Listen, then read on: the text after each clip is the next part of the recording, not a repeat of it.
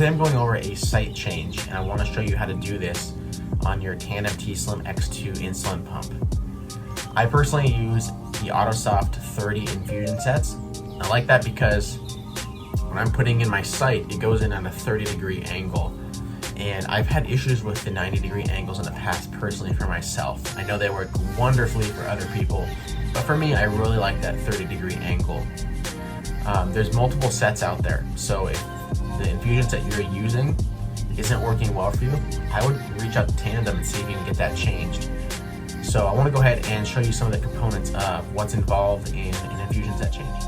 So here you can see everything we're going to need for this infusion set change and site change.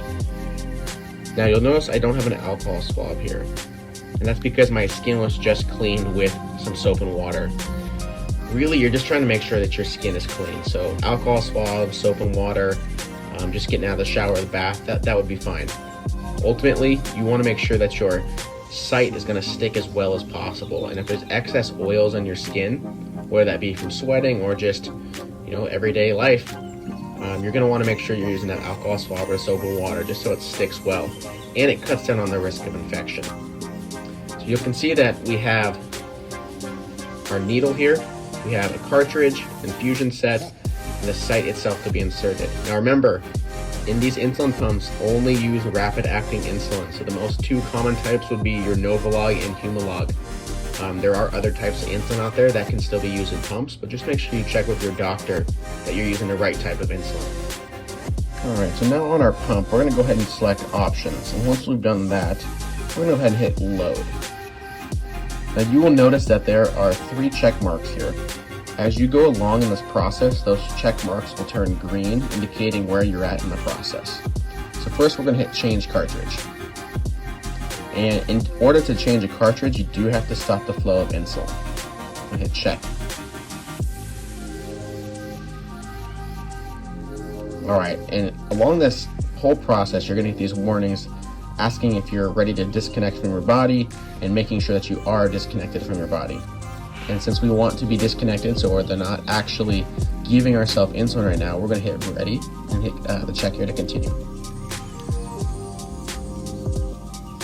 Now in this stage here, we're gonna remove the cartridge. And in order to do that, you do need to flip your pump over.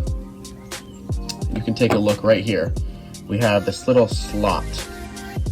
So with that slot there, I'm gonna go ahead and stick a little coin, or you can use the Tandem key that came with the pump to pop out your cartridge. So you're just gonna slide it in right there and pop it up, and this cartridge will come out. So now that I have the old cartridge out, I'm gonna go ahead and get my insulin out here. Again, remember, it's only the rapid-acting insulin, so I'm using Novolog. Then I'm gonna grab my new cartridge and the syringe here. Once we get these out, we're gonna do a few steps here to get the cartridge ready with insulin. Now, step 1 is going to be to take your syringe and apply the needle here. Just maybe push in and twist it in place like that. Okay. Next, I'm gonna pull it back to the amount of insulin that I'm gonna need for about 3 days. And you can calculate this by looking at your total daily dose of insulin over the last couple weeks or so. And that gives you an average. And then once you take that average, just multiply that by 3 days. That'll give you an approximate on your needs of insulin in your pump for the next 3 days. And once you've done that, pull back to the amount that you need with air in the syringe first, and then you're going to inject the air inside the vial here. Okay. Once you've injected the air, you will see that it's passively filling as I'm just holding it here. These vials here are vacuum sealed, so you do have to put a little air inside there so that it doesn't suck all the insulin back in. Now I could just let this passively fill until it gets to where I had drawn up originally, but I'm going to go ahead and slowly pull back just to speed the process up a little bit here. All right, now that we have the insulin in the syringe here, we're going to go ahead and stick the needle into this little white dot you can see right there. the needle will not go in all the way. There we go. Now at this point, we don't want to push the insulin in. There's some air bubbles from the vial here. We also want to get the air bubbles out of the cartridge. So I'm going to do that by just slowly pulling up, and you're going to see those air bubbles coming up. Good. Okay, now I'm going to go ahead, take that out, flick it a few times. I like the pull back, gets all the air in one spot. And I'm going to slowly push it up, get all the air out. There we have it.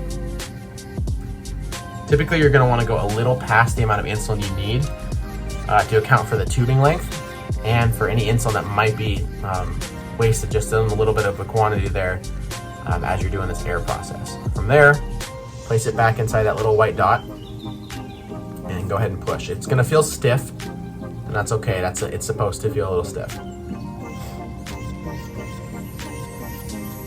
All right. Now once we've done that, we are good to go, and we can go ahead and pull open our package here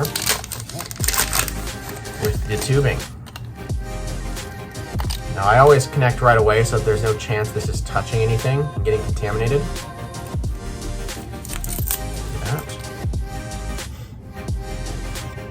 All right. Now on the screen, if you remember what it said beforehand, it says remove the cartridge and install a filled cartridge, and then tap the unlock icon when completed. I'm gonna go ahead and do that here. You can see I'm gonna put it right here in the back, and I'm gonna wait till I hear this click sound. Okay. If you don't hear that click, it's not in all the way. I'm gonna go ahead and tap that lock. All right, so now that the cartridge is installed, I'm gonna go ahead and hit the check mark here. It's going to detect the cartridge, and once we've detected the cartridge, we'll be able to go ahead and prime the tubing. Now, if you're doing this for the first time, you will hear beeping sounds as you're priming the tubing. That is one of the alarms and alerts that can be silenced and put on vibrate mode. So I have mine on vibrate, so you're not going to hear those alarms. Making sure we're disconnected again, we're going to hit OK. Then we're going to hit fill tubing. All right. So now that this tubing is filling, it's going to take a minimum of 10 units of insulin. So if I try to stop it right now, it won't stop. It's going to do that minimum of 10, and there's a maximum of 30. So in case you get distracted, you walk away, something cool's happening on TV, or a kid runs in, it's not going to unload your entire cartridge of insulin. It'll stop at 30. So watch what happens if I try to hit stop right now. So a minimum of 10 units must be filled first. So what we're doing right now is we are looking for the insulin to come out and all the way through the tubing here. So you can take the cap off if you want to, or you can kind of just look through the tubing. So we'll just take a quick little peek here. You can see I'm at 9 units. That little metal piece inside there, you're going to see the insulin in just a moment.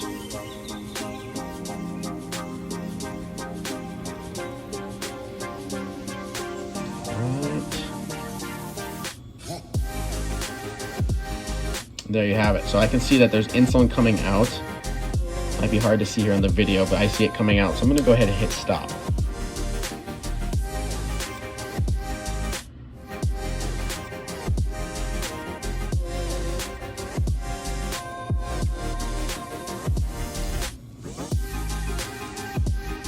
So right now it's just detecting the insulin, making sure the cartridge is loaded properly, everything's good to go. Fantastic, so I'm going to hit done. And as you can see, there is check 1, check 2, and we're just waiting for the last one, which is fill the cannula. But we're not going to do that until the site is actually connected to my body and the tubing is also connected.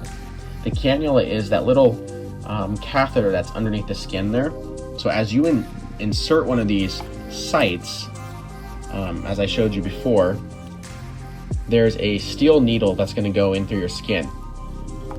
But that needle does not stay in place. That is only going to introduce the cannula. So when we take that needle out, there's no insulin in the cannula. And so, for example, this AutoSoft 30, if I don't fill the cannula, I'm not going to be getting 0.7 units off the bat with my basal rate there. And for me, when I have a basal rate of 1.1 units, 0.7 is significant to not get. That's like probably around 40 minutes of it, no insulin. So it's very important to make sure you do that fill cannula step. So I'm gonna go ahead and insert my AutoSoft 30, and then we'll fill the cannula once it's all connected. Now that I've put on my new site, I can go ahead and hit the check here. Okay, so at this point you want to make sure that your fill amount is accurate to what set you have. With the AutoSoft 30, it is a 0.7 unit fill, but that can change depending on what site you're using. So just make sure it's matching up to what site that you have. We'll go ahead and hit start. It's going to start the fill. Again, this is just filling that small cannula there. So I have insulin up to the tip, and once it's completed, the basal rate will be able to start up again. Okay, we have 1, 2, 3 checks. We're good to go. I hit the blue check on top to give me that reminder to check blood sugar. And then this is an important part here. You can't forget to do this. Restart the insulin. Okay, and it looks like I'm going low too. So all that to say, we are good to go. 67. Yeah, I'm gonna get some juice now. So anyways, site is changed. We're good to go. And we won't have to change it again for probably another 3-4 days. And that's kind of how that works with the infusion set change there.